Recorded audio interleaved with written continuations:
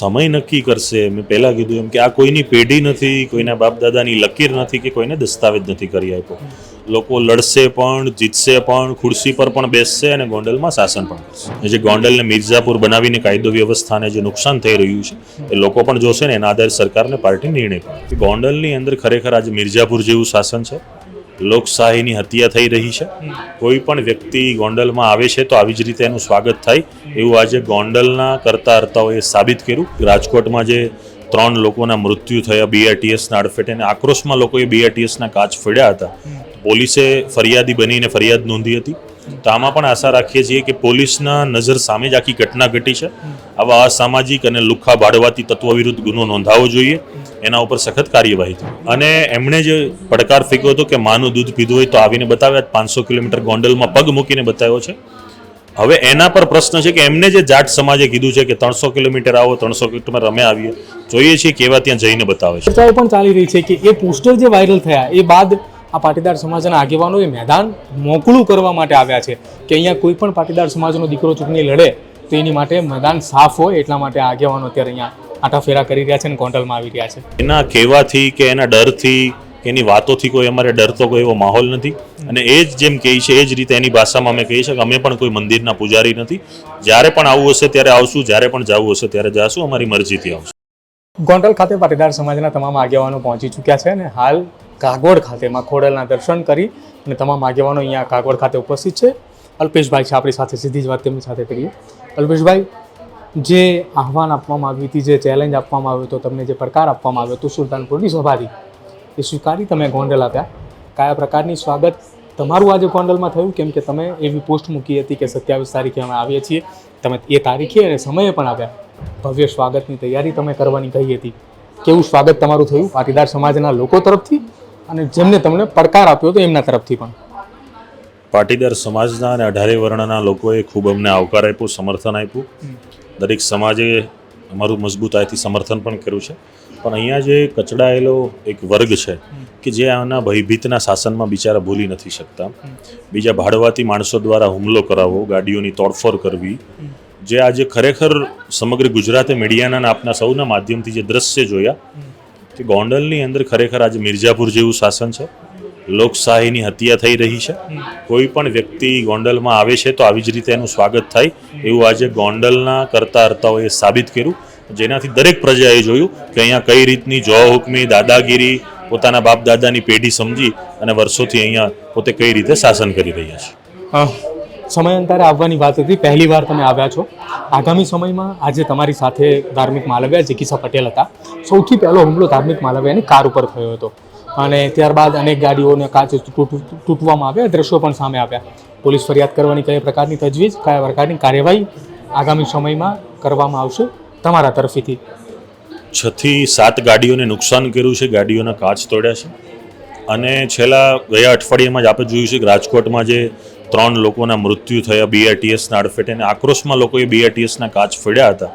પોલીસે ફરિયાદી બનીને ફરિયાદ નોંધી હતી. તો આમાં પણ આશા રાખીએ છીએ કે પોલીસના નજર સામે જ આખી ઘટના ઘટી છે. આવા અસામાજિક અને લુખ્ખા ભાડવાતી તત્વો વિરુદ્ધ ગુનો નોંધાવવો જોઈએ. એના ઉપર સખત કાર્યવાહી થવી જોઈએ. આજે જે વિરોધ પ્રદર્શન થઈ રહ્યો હતો આશાપુરી ચોકડી ખાતે, જ્યાં તમે પહોંચ્યા એની લગભગ 1 કલાક પહેલાં હું ત્યાં હાજર હતો, ત્યાં ઉપસ્થિત હતો. ત્યાં એક મેં પોસ્ટર જોયું કે ગબ્બર નથી, ગદ્દાર છે. તમારા નામનું પોસ્ટર એ વાયરલ થઈ રહ્યું હતું. એમના જે પોસ્ટર ને છે એમને પોતાના છપાવેલા તમે જોયું હશે. દરેક જગ્યાએ એક જ પોસ્ટરો, એક જ ડિઝાઇન, એક જ પ્રકારની ફ્રેમ લઈને એમના ભાડવાતી માણસો ઊભા હતા. એનાથી કોઈ એની બાબત સાબિત નથી થતી. અને એમણે જે પડકાર ફેંક્યો હતો કે માનું દૂધ પીધું હોય તો આવીને બતાવ્યા. 500 કિલોમીટર ગોંડલમાં પગ મૂકીને બતાવ્યો છે. હવે એના પર પ્રશ્ન છે કે એમને જે જાટ સમાજે કીધું છે કે 300 કિલોમીટર આવો, 300 કિલોમીટર અમે આવીએ, જોઈએ છીએ કેવા ત્યાં જઈને બતાવે છે. અચ્છા અલ્પેશભાઈ, આજે તમે અહીંયા કાગવડ ખાતે પહોંચ્યા છો. ગોંડલમાં જયરાજસિંહ જાડેજાની પત્રકાર પરિષદ હતી, તેમાં તમને જાતિવાદી માનસિકતા ધરાવતા કીડાઓ તરીકે તમને શબ્દ ઉચ્ચારીને તમામે આગેવાનો જે ગોંડલ આવ્યા હતા તેમને લઈને કહ્યું છે. એમના જયરાજ જાડેજાના સર્ટિફિકેટની મારે કોઈ જરૂર નથી. અમે શું છીએ શું નહીં એમને 18 આલમે સર્ટિફિકેટ આપ્યું છે. એમના સર્ટિફિકેટથી કાંઈ અમે ચાલતા નથી. અને વર્ષોથી સમાજના કાર્યમાં, કોઈ પણ અન્યાયના કાર્યમાં કોઈ પણ અન્ય સમાજને પડતી પીડામાં પણ અમે સાથ સહકાર આપીએ છીએ, એટલે એમના સર્ટિફિકેટની મારે કોઈ જરૂર નથી. સોશિયલ મીડિયામાં એક ચર્ચા ચાલી રહી છે કે નિખિલ ડોંગા 2027માં ગોંડલ લડવા આવે છે, નિખિલ ડોંગા 2027માં ગોંડલ ચૂંટણી લડવા આવે છે. આ પ્રકારના પોસ્ટરો છેલ્લા 1-1.5 મહિનાથી ચાલી રહ્યા છે. એ સુરત હોય, ગોંડલની અંદર હોય કે રાજકોટની અંદર હોય, તમામ જગ્યાએ સોશિયલ મીડિયા પ્લેટફોર્મ પર જોવા મળે છે.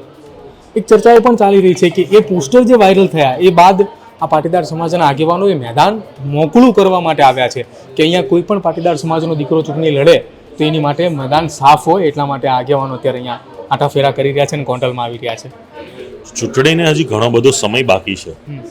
હાલ કોઈ ચૂંટણીની વાત નથી. નિખિલભાઈ ડોંગા હોય કે અન્ય કોઈ પણ લોકો હશે, સમય આવે જેને લડવું હશે એ આવશે. અને આ લોકશાહીનો માહોલ છે. કોઈ પણ વ્યક્તિ કોઈ પણ પક્ષમાંથી કે વગર પક્ષમાંથી ગમે ત્યાંથી ગમે તે જગ્યાએ ચૂંટણી લડવા માટે જે એમને બંધારણીય અને લોકશાહી અધિકારો મળ્યા છે એ જ અધિકારોથી ચૂંટણી લડશે. અને ચૂંટણી પર આ બાબતની ચર્ચા અત્યારે અસ્થાન એટલા માટે રહેશે કે હજી કોઈ એવો માહોલ પણ નથી. જ્યારે ચૂંટણી આવશે, લોકો નક્કી કરશે, પક્ષ નક્કી કરશે, ત્યારે બધું નક્કી થશે. હવે એક સવાલ તમને એ પૂછવો છે. ગોંડલ નગરપાલિકાના દંડક રાજભા જાડેજા છે, જેમણે આજે સવારમાં અમારી સાથે વાતચીત દરમિયાન એવું કહ્યું હતું કે આ જાતિવાદી માનસિકતા ધરાવતા લોકોને અમે ચેલેન્જ આપીએ છીએ કે આવનારા સમયમાં આવનારી કોઈ પણ પેટા ચૂંટણી હોય અથવા ગોંડલ નગરપાલિકાની કોઈ પણ ચૂંટણી હોય, અમે એમને પડકાર ફેંકીએ છીએ કે એક ગ્રામ પંચાયત પણ ગોંડલ વિસ્તારની અંદર જીતીને બતાવે. સમય નક્કી કરશે. મેં પહેલાં કીધું એમ કે આ કોઈની પેઢી નથી, કોઈના બાપ દાદાની લકીર નથી કે કોઈને દસ્તાવેજ નથી કરી આપ્યો. લોકો લડશે પણ, જીતશે પણ, ખુરશી પર પણ બેસશે અને ગોંડલમાં શાસન પણ કરશે. એક સવાલ એ પણ થઈ રહ્યો છે કે પાટીદાર સમાજના મુખ્યમંત્રી ગોંડલ એ રાજકોટ ગ્રામ્યમાં આવે છે, એના જિલ્લા પ્રમુખ અલ્પેશ ટોલરિયા એ પણ પાટીદાર સમાજના, મંત્રી પણ પાટીદાર સમાજના, એના સાંસદ છે.